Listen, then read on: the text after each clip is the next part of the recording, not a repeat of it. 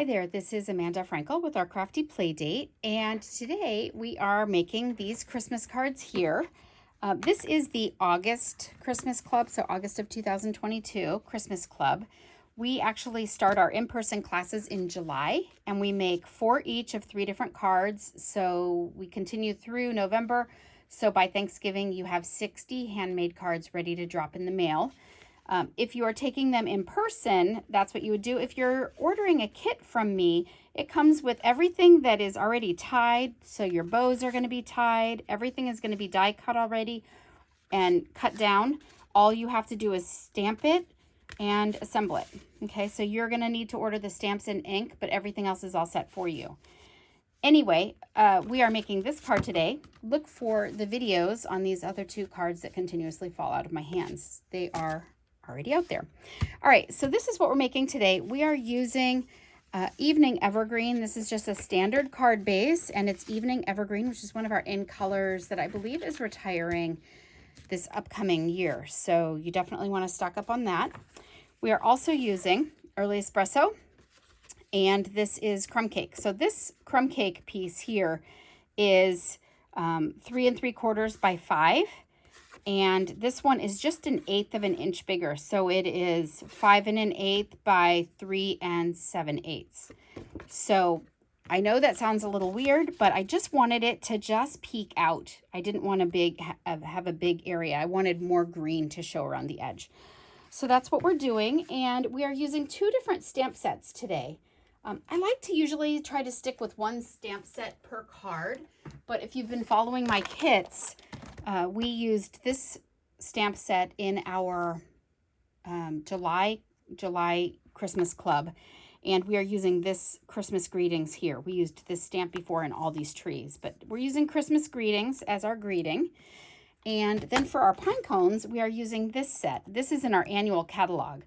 If you didn't get this last year, it's in the annual catalog this year, and you should get it. We've made a lot of cards with it. Just last month, I believe it was last month, July also, we used a lot of the holly and the berries.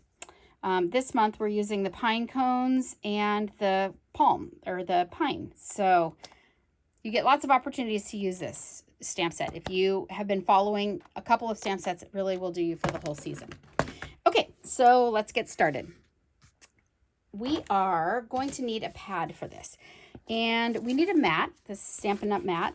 I use this mat. You can use a mouse pad, but if you do, it could be a little mushy, and then you could get too much of an image. The reason that we need one is because we are using photopolymer stamps, so these clear stamps. They don't have a layer of foam between the image producer and the block, and so you need to add some cushion. If you're using a red rubber stamp, for example, then it has a cushion built in, so you don't need it. But you do need it when you're using photopolymer. So let's get started on that. We are going to stamp our, let's see. Let's go ahead and get all of our green out of the way here, because there's a lot of green stamping. We're only using 1 color of green ink, which if you look at this, it looks like we've used a couple colors. You could use a different color of green if you wanted to, if you had a lot of green, but I'm trying to kind of minimize supplies. So 1 color will do it. We're just going to stamp off. So Evening Evergreen. And these are the 2 stamps that we're using. So this one here is actually 2 in 1. They're attached. And then there's this one here that's individual. And I am going to stamp this one full strength, so full green. So just ink and stamp. And then this other one is this frond. I'm going to ink, stamp off, and then stamp. Okay, so it just makes it a lighter shade. So let's do the dark ones first. I'm kind of going to stamp it in a big square. So you'll see. So I'm going to do this full strength. So we're going to do 1 up here. I'm going to kind of leave the area in the middle. I'm going to kind of leave the area in the middle open a little bit, so that I can put my pine cones in there. The pine cones are dark enough that they will actually show if you happen to like cloud up this area, put a lot of stamps in there, that's fine. But, and it's okay to stamp off. That's why I put my mat under the paper instead of just put my paper straight on the mat. because then that would just be messy. Okay, now I'm actually going to stamp off.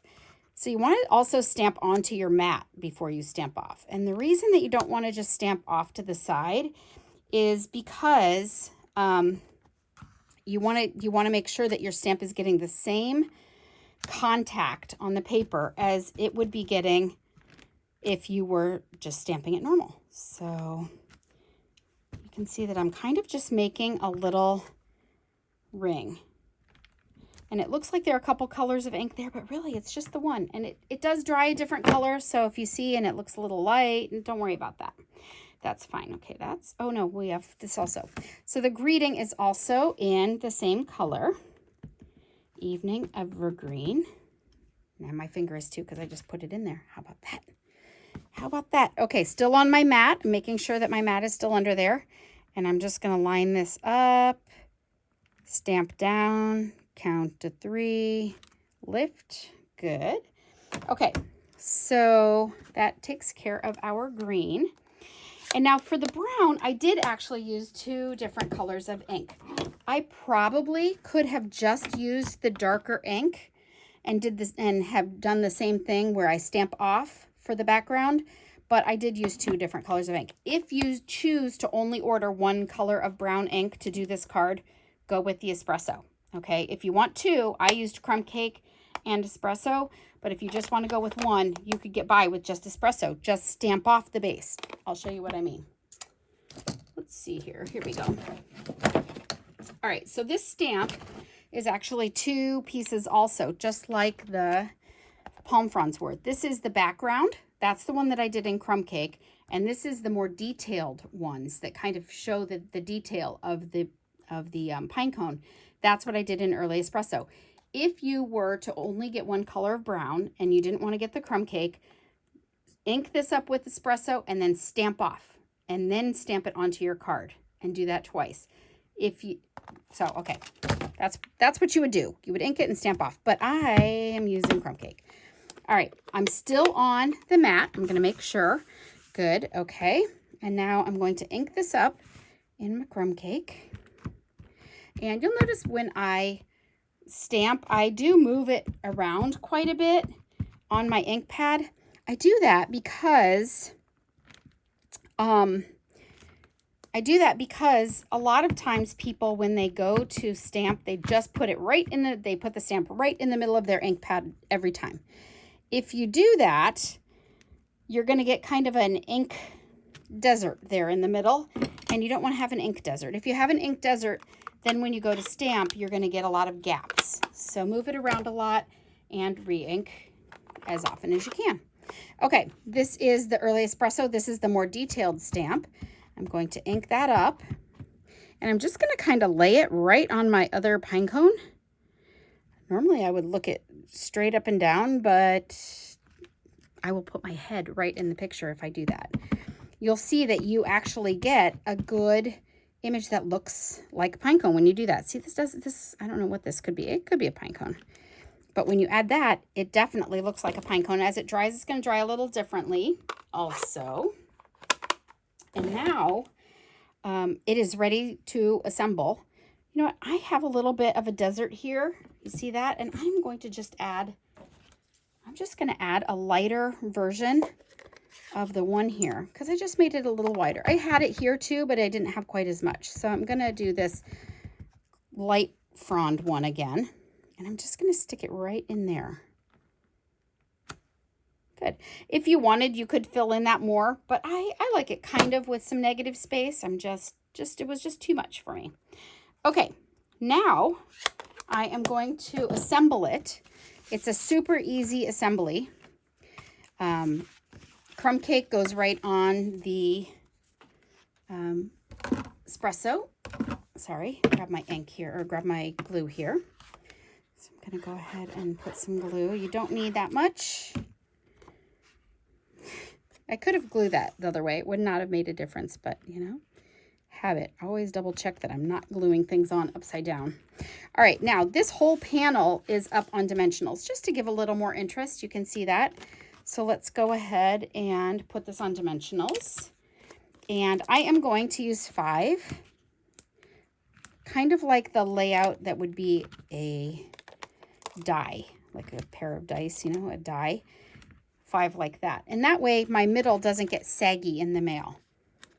All right, since I don't have a bow or anything on this card, I don't have to worry about making it too tall to mail. Dimensionals are made for that, so it's all set.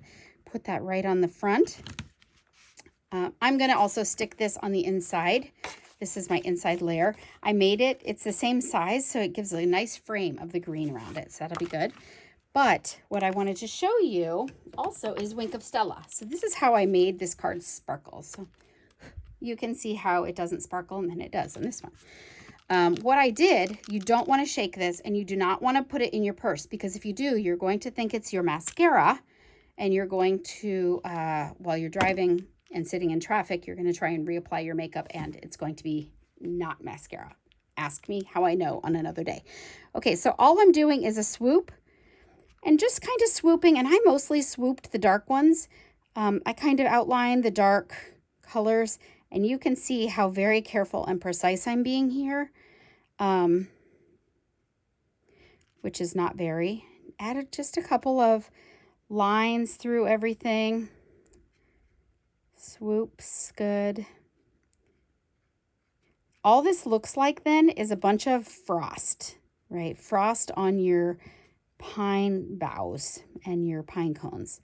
So I'm going to give some good color on this. The beauty of Wink of Stella is this Wink of Stella does not add actually any color at all. It just adds sparkle. So you can see that sparkling a little bit. So if you are looking for color, you're looking in the wrong place with this, then you probably want to emboss it. But this is a great way to just add a little bit of sparkle to your card without any additional color. There is a trick to opening this. I'll do that in another video. But as you can see, it looks a lot like a mascara, so be careful. All right, that's it for today. If you like this card, then be sure that you subscribe to my channel and follow it. This is, again, August of 2022, and kits are available if you're interested. If you do not have a Stampin' Up! Demonstrator, I would love to be yours. You can find everything that I use to make this card in the description below with the link, so you just click on that and you're all set to go. Thank you so much for stopping by. Have a great day. Bye-bye.